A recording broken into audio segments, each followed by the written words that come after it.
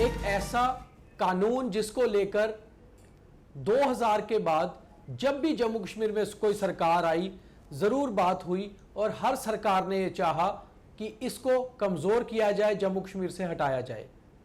मगर आज की जो स्थिति जम्मू कश्मीर में है, ऐसे में armed forces special power act कितना जरूरी हो जाता है, इसी पर आज हम पोस्टमार्टम करेंगे, ये सारी स्थिति का और सिचुएशन का। और ऐसे में पोस्टमार्टम ये भी करेंगे कि आखिर सेना को कितनी और मजबूती देने की जम्मू कश्मीर में जरूरत है। नमस्कार, मैं हूं दीपक खजूरिया और आप देख रहे हैं द न्यूज रूम 24 आवाज का खास कार्यक्रम पोस्टमार्टम। और मेरे साथ हैं मेरे सहयोगी editor in chief the news room 24 आवाज Pawan Sharma ji. Pawan ji, armed forces special power act पर 27 अप्रैल 2024 को केंद्रीय गृह मंत्री अमित शाह का एक बयान आया था। उन्होंने एक लोकल टीवी चैनल से बात करते हुए ये कहा था कि armed forces special power act को शायद हटाने की भी जो है ज़रूरत अब हो गई है, क्योंकि नॉर्मलसी जम्मू कश्मीर में हो रही है। ये बयान करीबन 3 महीने पहले आया था और 3 महीने में हालात आज ऐसे हो गए हैं कि सेना को दोबारा से मजबूती देने की ज़रूरत हो रही है। कारण ये है कि OGW नेटवर्क इतना स्ट्रांग हो चला है कि फॉरेनर मिलिटेंट्स यहाँ आकर, टेररिस्ट यहाँ आकर बैठे हुए हैं, अटैक कर रहे हैं, भाग रहे हैं, छुप रहे हैं। और उस OGW नेटवर्क को तोड़ने के लिए मुझे लगता है आफ्सपा को मजबूत करना पड़ेगा। क्या कहोगे आप इस सब पे? गृह मंत्री का बयान आया था तब चुनाव थे जी, 3 महीने पहले। हाँ, 19 एक फेज हुआ था, बाकी फेज होने थे। वो चुनाव थे इसलिए कि हम जम्मू कश्मीर से आफ्सपा को चरणबद्ध तरीके से हटाने की कोशिश करेंगे, जबकि उससे पहले आपके रजौरी पुंछ के भीतर अटैक हो चुके थे जी। आप उन हालातों में आफ्सपा के ऊपर बात कर रहे हो, जो हालात आपको फिर वही ला रहे हैं जो 90s का दौर था। और अब पिछले बयान के बाद अब तक आप देख लीजिए कि अभी क्या स्थिति है। स्थिति ये है कि आपके जिला कठुआ, जिला डोडा, तमाम यहां पे लगातार अटैक हो रहे हैं। आप इस तरह के बयानबाजी दोगे, ठीक है, पॉलिटिकल लोग हो, आपकी सियासत है, आप ऐसी सियासत करोगे, लेकिन आप भारत के गृह मंत्री भी हो, ये भी देखना पड़ेगा। और साथ में आपके जम्मू कश्मीर की स्थिति वो पहले वाली जैसी नहीं रही है, बिल्कुल। क्योंकि पहले जो कश्मीर में टेररिज्म था उस समय आफ्सपा जो था वो कारगर साबित हुआ। पैरामिलिट्री फोर्सेस, आर्मी, पुलिस, इनके पास पावर थी। पावर तो अभी है, हटाया नहीं गया है, बट आप धीरे उसको कमजोर कर रहे हैं। आप उसके अंदर अमेंडमेंट कर रहे हो, आप कुछ ऐसी चीजें कर रहे हो कि फोर्सेस के लोग अगर किसी को पकड़ते हैं उसके बाद इंटरोगेट करते हैं, पॉलिटिकली प्रेशर आ जाता है। जो तमाम जम्मू कश्मीर के राजनीतिक दल हैं उनके कैडर से जुड़े हुए लोग आते हैं और उसके बाद हो हल्ला हो जाता है, लोग भी रोड पर निकल आते हैं। कश्मीर में ये स्थिति थी। लेकिन आप जम्मू कश्मीर में देखिए, एक घटना हुई थी रजौरी में, भारतीय सेना की टीम पर घात लगाकर हमला किया गया। और वो हमला जो था वो एक ऐसा हमला था जो प्री प्लान था। अटैक वो था, वो रैकी का अटैक था। वहाँ पर जो लोग थे, जो ओवरग्राउंड वर्कर थे, वो स्पॉट पे थे। उनकी लोकेलिटी, वहाँ पर उनकी ट्रैकिंग मोबाइल की हुई थी। फोर्सेस ऐसे किसी को नहीं उठा लेते हैं, उनको पूरा पता चल चुका था ये लोग इन्वॉल्व है। उन लोगों को जब पूछताछ की गई, इंटरोगेशन में 2-3 लोगों की डेथ हो गई। उसके बाद क्या स्थिति हुई, आपने उसके बाद पूरे फौज के ऊपर इतना वो कर दिया हो हल्ला, मतलब मोराल डाउन हो जाता है। और यही कारण है कि उसके बाद आप देखो एक के बाद एक हमले हो रहे हैं। और वो टारगेट किसको कर रहे हैं? आर्मी को। और वो उन लोकेशंस को टारगेट कर रहे हैं जहां पर आपने सोचा भी नहीं था, जहां पर आपने ये कहा था कि जहां सफ़ेद झंडा लग चुका है, ये टेररिज्म फ्री हो गया है डिस्ट्रिक्ट। लेकिन उस डिस्ट्रिक्ट में अब वो इतनी तादाद में पहुंचे हुए हैं कि एक दिन के अंदर, अगर कहा जाए 24 घंटे के अंदर, एक अटैक करके 4 लोगों को शहीद करते हैं, 2 अटैक फिर से बैक टू बैक करते हैं और आपसे बंदे पकड़े नहीं जाते हैं।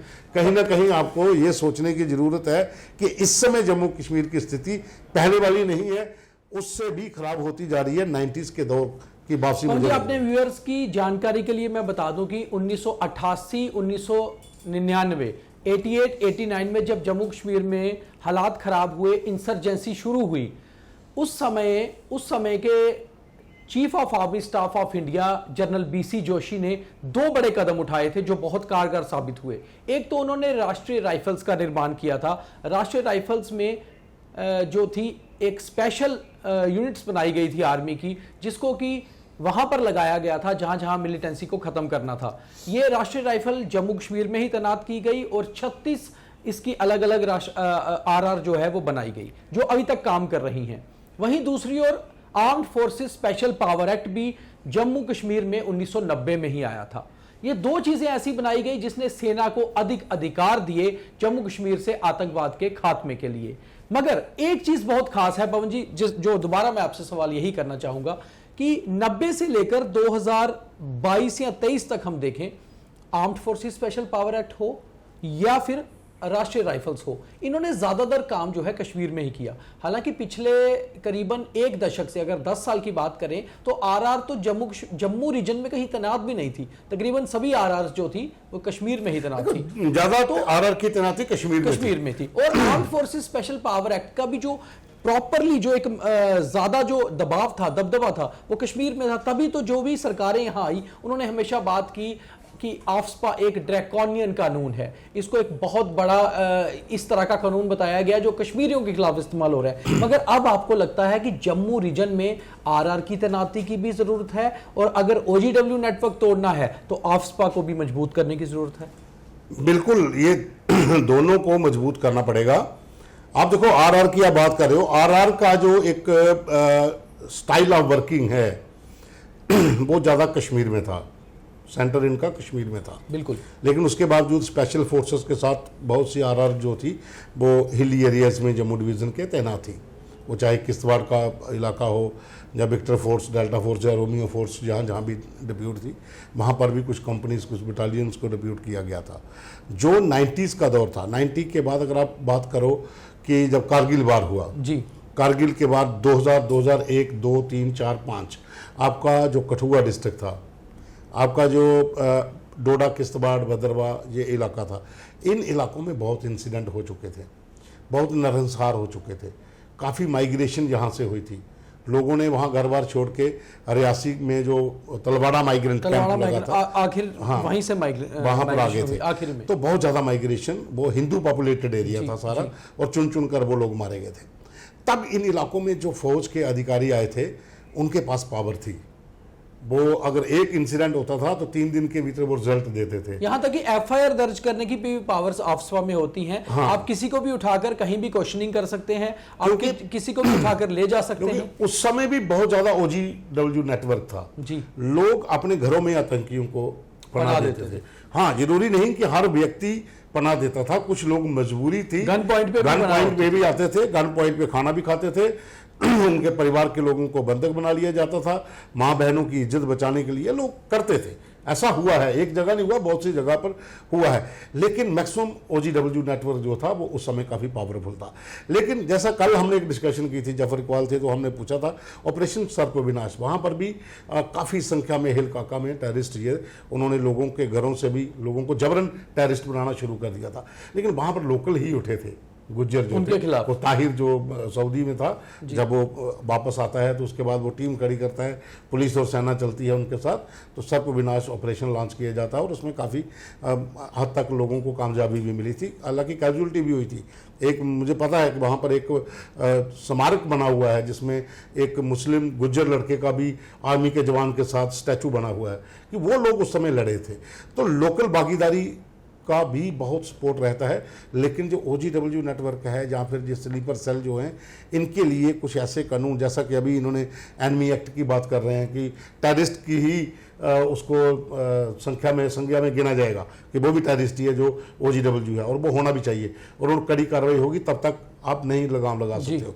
लेकिन जम्मू कश्मीर की जो मौजूदा स्थिति है, इस समय सेना को, पैरामिलिट्री फोर्सेस और पुलिस को मजबूत करना पड़ेगा।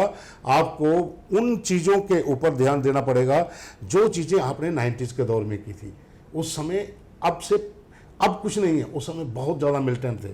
आपके एरिया में बहुत तादाद मिलिटेंट आ गए थे, लेकिन उस समय आपने अगर सफलता पाली, वो स्ट्रैटेजी ऐसी बनाई थी, अब भी आपको उसी स्ट्रैटेजी पे काम करना पड़ेगा। आप हालांकि अब बहुत ज़्यादा बदलाव आ चुका है, आपके पास इक्विपमेंट्स हैं, सर्विलेंस डिवाइसेस हैं, ड्रोन हैं। उस समय तो ड्रोन किसी ने देखा भी नहीं था, उस समय तो किसी को सर्विलेंस का इतना ज़्यादा पता भी नहीं था।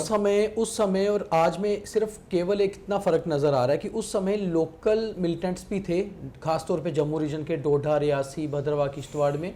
आज लोकल टेररिस्ट नहीं है, मगर एक चीज़ तो है, जो टेररिस्ट बाहर से आया है उसे पनाह देने वाला, उसको इन्फॉर्मेशन देने वाला, उसको रूट्स दिखाने वाला लोकल है। उस लोकल को जो है ख़त्म करने के लिए, उस लोकल पर दबाव बनाने के लिए क्या आपको लगता है आफ्सपा को जम्मू रीजन में भी कहीं ना कहीं ताकत देने की ज़रूरत है? बहुत ज़्यादा ज़रूरत है। देखिए, जो बाहर से टेररिस्ट आता है, वो फॉरेन टेररिस्ट जो है वो घुसपैठ तो कर लेता है, उसके बाद जो इलेक्ट्रॉनिक डिवाइसेस से या कंपास से थोड़ा सा रास्ता वो निकाल लेता है अपना, लेकिन उसको पता है कि आगे कहाँ जगह पर मुझे गाइड मिलेगा। वो गाइड उसको लेके जाता है।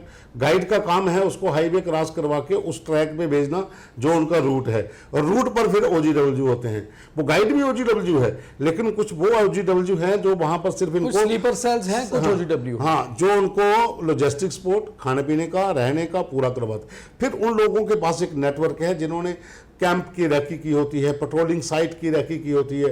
फिर वो उनको बताते हैं कि हाँ ये एरिया है, इतने एरिया में फौज आती है, इतने बजे आती है, इतने बजे जाती है।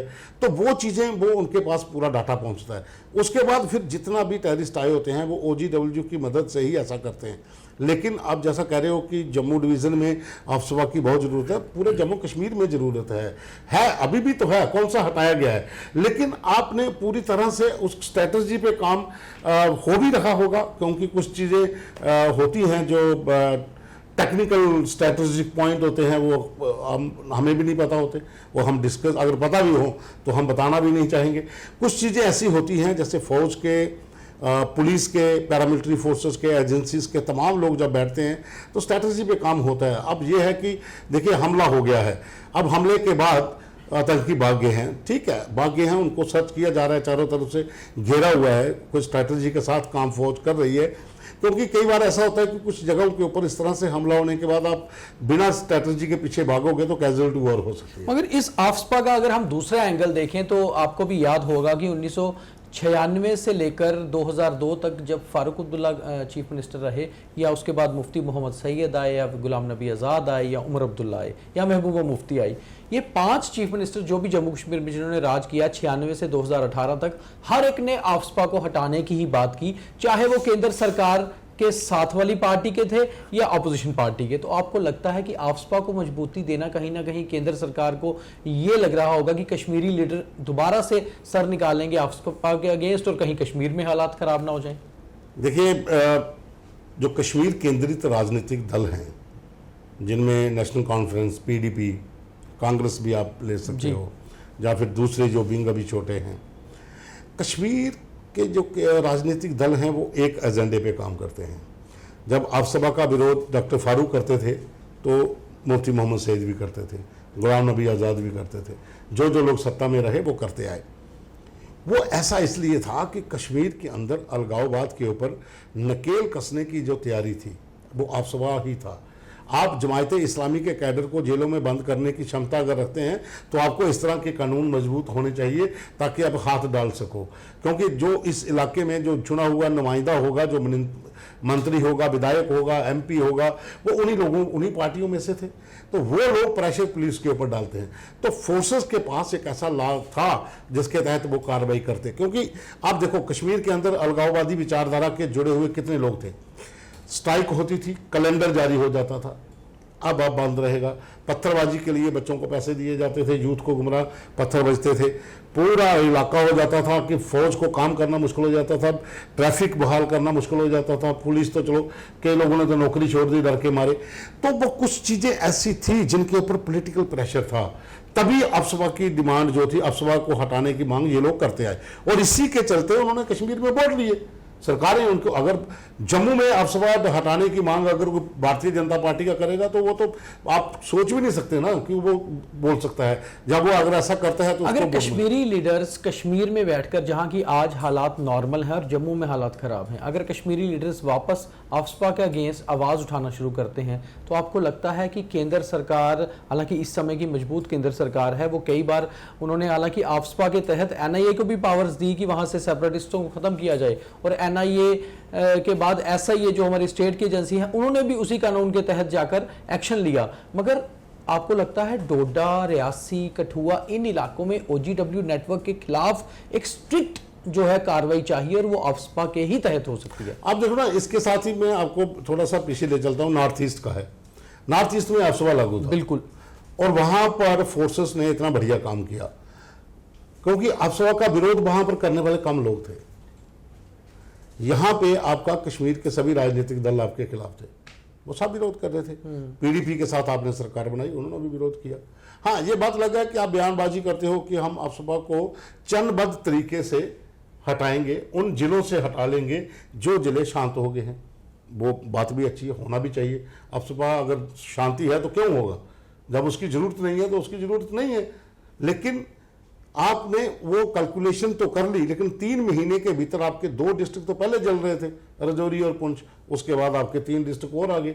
आप उसी तरीके से काम करो जिस तरीके से आपकी स्ट्रेटजी पहले थी, क्योंकि फोर्सेस जो जंग लड़ रही होती है टेररिस्ट के खिलाफ, उनके साथ जो एजेंसीज का नेटवर्क होता है, ये एक बड़ी मेहनत का काम होता है, बड़ी तैयारी के साथ ऑपरेशनल जो है वो स्ट्रैटेजी बनती है। उसमें सरकार की भागीदारी बहुत ज़रूरी होती है, एक फ्री हैंड बहुत ज़रूरी होता है, और कहीं ना कहीं जो पॉलिटिकल एक जो बयानबाजी होती है उनसे थोड़ा सा डेंट पड़ता है इन चीज़ों पे। मैं ये तो नहीं कहता हूँ कि बयानबाजी जो थी वो इससे कुछ फ़र्क पड़ा है, क्योंकि फोर्सेस के लोग जो होते हैं वो ज़रूरी नहीं कि वो इस तरह की बयानबाजी को लेकर बात करें। जैसे डीजीपी आर स्वैन को लेकर महबूबा मुफ्ती ने बयान दिया कि वो एक पार्टी के कैडर को वो कर रहे हैं, तो एडीजीपी विजय कुमार ने साफ कर दिया कि वो उनका निजी बयान हो सकता है। पुलिस का, फोर्सेस का राजनीति से कोई लेना देना नहीं है, हम लोग अपनी लाइन के ऊपर काम करते हैं। तो मैं नहीं समझता हूँ कि इन बयानों का कोई फर्क पड़ता है, लेकिन हाँ, मोराल आपका अप करने के लिए आपके लीडर्स को भी उनकी सपोर्ट में खड़ा होना बड़ा जरूरी है। और इस समय जरूरत है जम्मू कश्मीर के भीतर, खास करके जम्मू डिवीजन के भीतर, आपको वो कानून शिद्दत से लागू करने, उन लोगों को फ्री हैंड देना जो इस समय डोडा, किश्तवाड़, भद्रवाह, कठुआ, जिन इलाकों में भी आपको लगता है कि वहां पर टेररिस्ट एक्टिविटी हो रही है, वहां पर जो फोर्सेस और पुलिस हैं उनके पास वो पावर हो कि वो किसी को भी हाथ डाल सकें, वो चाहे ओजीडब्ल्यू हो, स्लीपर सेल हो, या फिर किसी भी तरीके से मुलव्वस हों इन चीज़ों के बीच में जो टेररिज्म को बढ़ावा दे रहे हैं। तो फ्री हैंड की ज़रूरत है और एक पावरफुल स्ट्रैटेजी की भी ज़रूरत है। एक आखिरी सवाल, ये तो इंटरनल प्लानिंग की बात थी, आपको लगता है कि सर्जिकल स्ट्राइक, उसके बाद एयर स्ट्राइक, जिस तरह से हमने की उड़ी हमले के बाद, उसके उड़ी के बाद सर्जिकल स्ट्राइक और पुलवामा के बाद एयर स्ट्राइक, इस समय जो सिचुएशन बनी हुई है, जिस तरह की इन्फिल्ट्रेशन हुई है, वो तो पीओके से ही हुई है, वो तो एलओसी से ही हुई है, या इंटरनेशनल बॉर्डर से हुई है, तो क्या कोई बड़ा प्लान बन रहा होगा दिल्ली में, या किसी बड़े प्लान की ज़रूरत है इस समय? देखिए, इसके ऊपर तो प्लान इनके जो होते हैं इस तरह की, वो किसी को पता नहीं चलते, क्योंकि जब उड़ी का हुआ था किसी को पता ही नहीं था, अचानक हुआ। पुलवामा का हो गया, उसके बाद अचानक एयर स्ट्राइक होगी। लेकिन कहने का मतलब यह है कि 2 स्ट्राइक होने के बावजूद भी आपने कैंप को एलओसी से शिफ्ट कर दिया पीछे, एरिया आपने डिस्टेंस बढ़ा दिया, आपने एयर स्ट्राइक की क्योंकि आपने इतनी दूर जाकर की, आपको पता था नज़दीक कैंप नहीं है, अब दूर है, वहाँ पर जाकर की। तो अब तीसरी सर्जिकल स्ट्राइक क्या होगी, क्योंकि कैंप उन्होंने शिफ्ट किए हैं। और सबसे बड़ी बात है कि आपके पास सब कुछ उनका है। पीओजीके के भीतर जो डेट बने हुए हैं, जो इनके ट्रेनिंग कैंप हैं, लॉन्चिंग पैड हैं, लॉन्चिंग पैड तो लोगों के घरों में हैं, जो एलओसी से सटे हुए लोग हैं। आप कहाँ पे स्ट्राइक करोगे? आपको स्ट्राइक अब बड़ी करनी पड़ेगी। बड़ी इन द मीन्स कि आपको पीओजेके के भीतर एक ऐसा ऑपरेशन करना पड़ेगा कि जो आपका एलओसी से सटा हुआ इलाका है। देखिए, जरूरी नहीं है कि आप सर्जिकल स्ट्राइक पीओजेके में कर सकते हो, आप सियालकोट में भी तो करिए ना, क्योंकि जैश का नेटवर्क मनसेरा में है, जैश का नेटवर्क आपका सियालकोट डिस्ट्रिक्ट जो कठुआ से लेकर अखनूर तक है। यहाँ पर बहुत से आतंकी हिजबुल मुजाहिदीन के हैं, जैश के हैं, लश्कर के हैं, वो ठिकाने बनाकर बैठे हैं। तो सर्जिकल स्ट्राइक एक ऐसी हो जो तमाम कैंपों पे हो, ना कि एक कंट्री पे हो। मतलब अगर अमेरिका एबटाबाद में आकर ओसामा बिन लादेन को मारकर उसका शव भी लेके जा सकता है, तो हम आतंकी सरगनाओं को उनकी धरती पे घुस के मार सकते हैं और उनको बता सकते हैं कि हम कितने सक्षम हैं। और अब ऐसे हो सकता है प्लानिंग कोई बन भी रही हो, क्योंकि वो चीज़ें आम पब्लिक में नहीं आती हैं। हो सकता है कि आज दो कल हम जैसे हम बात कर रहे तो कल हम इसी पे डिस्कशन कर रहे हो कि इंडियन फोर्सेस ने बदला लिया, ऐसा हो गया। क्योंकि ये प्लानिंगें जो होती हैं बड़ी तैयारी के साथ होती हैं और बड़ी गुप्त होती हैं, लेकिन होनी चाहिए, ये ज़रूरत है इस समय। क्योंकि जो उस पार जो कैडर है, क्योंकि आपने देखा होगा शमशेर खान का इंटरव्यू, और आज शमशेर खान पीओजेके के मुजफ्फराबाद में रैली कर रहा है। बिल्कुल, आज वहां पर एक बड़ी रैली थी हिजबुल मुजाहिदीन की। शमशेर खान वहां बैठ के भारत के खिलाफ लोगों को भड़का रहा है, और जम्मू डिवीजन में जो हमले हो रहे हैं उसे लेकर युवाओं को बोल रहा है कि आप भी तैयार हो जाइए, हमें भी जिहाद के लिए जाना है। बहुत धन्यवाद पवन जी, आपने बहुत संक्षेप में और बहुत विस्तार में भी काफ़ी चीज़ों पर जो है रोशनी डाली। और मुझे लगता है कि हालात ऐसे हैं कि स्ट्रिक्ट कानून और पावर सेना को दी जानी चाहिए। तो फिलहाल शमशेर खान जो एक आतंकी है वो पीओके में रैलीज कर रहा है, इंटरव्यू दे रहा है। लश्कर और जैश के सरगना जम्मू के साथ लगते हुए सियालकोट इलाके में बैठकर वहां से आतंक को जम्मू में ट्रिगर कर रहे हैं, और कश्मीर से बयानबाजी हो रही है कि आफ्सपा को हटाया जाए या सेना को यहां से निकाला जाए, जबकि जम्मू में इस समय जरूरत है कि सेना को अधिक पावर दी जाए, अधिक सेना की तैनाती हो, क्योंकि OGW नेटवर्क को तोड़ना बहुत जरूरी है। आतंकियों को तो हमारे सुरक्षा बल कुछ ही दिनों में मार गिराएंगे, मगर जो लोग आतंकियों की सोच रखते हैं, उनकी आइडियोलॉजी के हैं, जो उनको सपोर्ट कर रहे हैं, उनको तोड़ना बहुत जरूरी है अगर वापस जम्मू रीजन में और जम्मू कश्मीर में शांति स्थापित करनी है। तो आज आफ्सपा और आफ्सपा पर बयानबाजी का पोस्टमार्टम, कल किसी और मुद्दे पर दोबारा मंथन या चिंतन करेंगे। तब तक के लिए लगातार द न्यूज रूम 24 आवाज के कार्यक्रमों को देखिए, और अगर आपको हमारे कार्यक्रम अच्छे लगते हैं तो लाइक, फॉलो और कम से कम एक शेयर जरूर करिए, और हमें बताइए आप किन मुद्दों पर चर्चाएं, मंथन, चिंतन, डिस्कशंस देखना चाहते हैं। बहुत धन्यवाद।